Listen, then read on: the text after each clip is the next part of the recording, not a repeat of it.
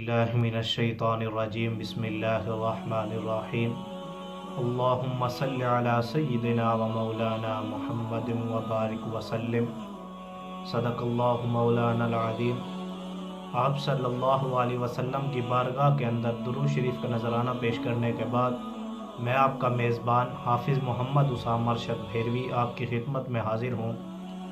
آج ہم ناخن پالش کے متعلق سنیں گے یا کیا ناخن پالش لگانے سے وضو ہو جاتا ہے یا نہیں۔ تو احباب ذی وقار، ناخن جسم کا وہ حصہ ہے جس کو وضو کے وقت دھونا ضروری ہے، اور وہ حصہ جسم کا جہاں پر وضو کیا جاتا ہے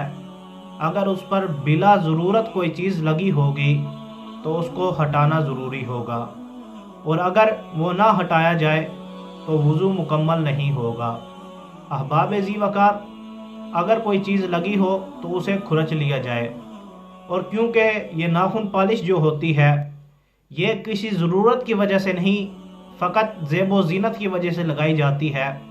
اس وجہ سے اس کو کھرچ کر اتار لینا ضروری ہے تاکہ وضو ہو جائے۔ اور اگر نہ اتارا اسی طرح وضو کر لیا تو کیونکہ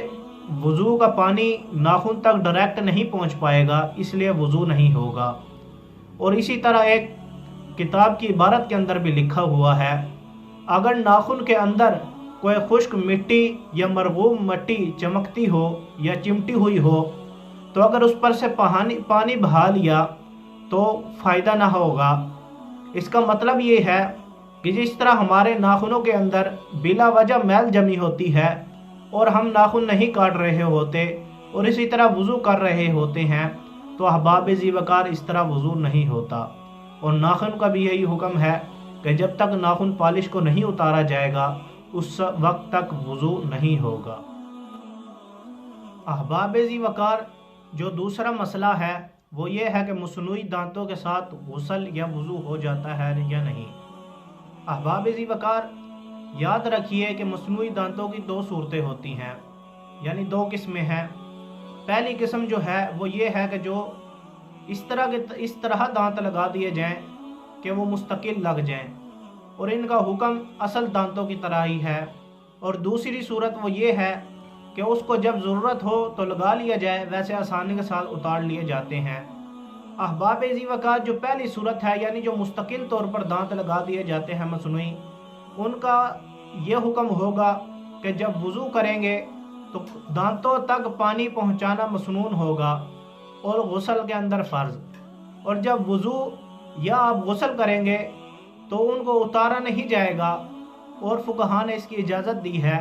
فقط کڑلی کر لی جائے اور دانتوں تک پانی پہنچا لیا جائے۔ اور احباب ذی وقار، جو دوسری صورت ہے وہ یہ ہے کہ مصنوعی دانت آسانی کے ساتھ اتار لیے جاتے ہیں۔ تو احباب ذی وقار، اس صورت کے اندر یہ ہوگا کہ آپ آسانی کے ساتھ اس کو اتار تو سکتے ہیں اور اسی طرح آپ اس کو استعمال بھی کر سکتے ہیں، تو اس لیے جب وضو یا غسل کریں گے تو آپ کو ان کو اتارنا لازمی ہوگا۔ ان کو اصل جہاں پر وہ دانت لگے ہیں وہاں کے مخرج یعنی جڑوں تک پانی پہنچانا لازمی ہوگا، اور یہ اسی صورت کے اندر ہوگا کہ جب آپ وہ دانت اتار کر پھر جا کر آپ غسل یا وضو کریں گے تب ہی جا کر وہاں پانی پہنچے گا۔ تو احباب ذی وقار، یہ تھا دانتوں کا حکم جو مصنوعی ہوتے ہیں۔ تو یاد رکھیے دو ہی صورتیں ہیں، ایک پکی جو مستقل دانت لگتے ہیں اور ایک جو آپ آسانی کے ساتھ اتار سکتے ہیں۔ احباب ذی وقار، جو تیسرا اور آخری مسئلہ ہے وہ ہے مصنوعی اعضاء کہ اس کے ساتھ اگر وہ لگا ہو تو غسل یا وضو ہو جاتا ہے یا نہیں۔ تو احباب ذی وقار، اس کا بھی یہی حکم ہے جو مصنوعی دانتوں کا تھا کہ اگر جسم کا جو اعضاء آپ نے لگوایا ہے وہ مستقل ایک تو لگتا ہے اور ایک عارضی لگتا ہے۔ مستقل کا یہ ہے کہ وہ جب لگ جائے تو جب تک آپ وہ آپریشن نہ کرا لیں تب تک وہ علیحدہ نہیں ہوتا، تو اس کا حکم بھی اصل کے اعضاء کی طرح ہی ہوگا،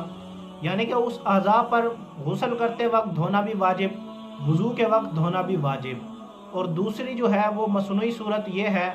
کہ جب آپ اس کو لگا لی اور آسانی سے اتار دیا تو اس کا حکم یہ ہوگا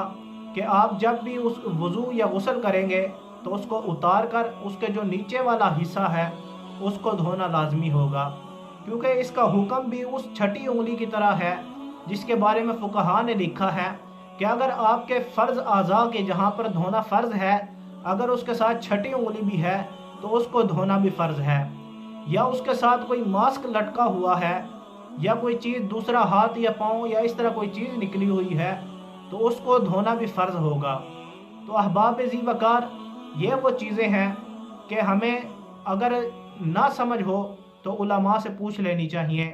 تو اللہ پاک سے دعا ہے کہ اللہ پاک ہم سب کو صحیح طریقے کے ساتھ فقہ کو سمجھنے اور اس پر عمل کرنے کی توفیق عطا فرمائے۔ وآخر دعوانا ان الحمدللہ رب العالمین۔